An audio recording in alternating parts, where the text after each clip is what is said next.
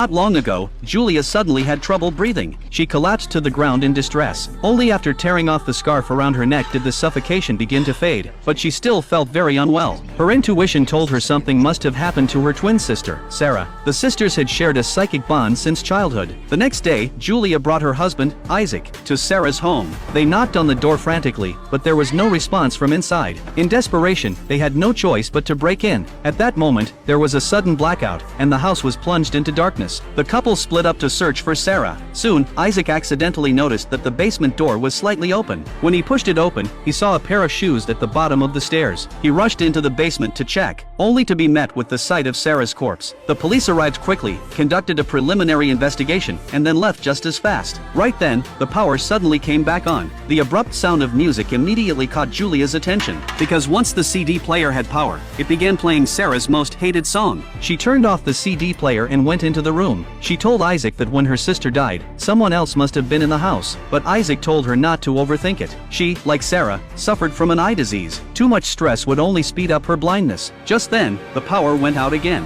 Isaac went to borrow a flashlight from the neighbors, leaving Julia alone in the house. Julia suddenly felt that someone else was in the room with her. She looked around warily, crouching carefully in a corner. But when her husband returned with the flashlight, everything immediately returned to normal. Soon, it was time for Sarah's funeral. The only attendees were Julia and Isaac. Julia placed a bouquet of flowers on the coffin. As she murmured to herself, a hand suddenly rested on her shoulder. She thought it was her husband, and instinctively placed her hand on it. But the next second, she saw her husband not far away, speaking with the cemetery caretaker. Julia quickly turned her head, looking around in shock. But behind her there was no one at all.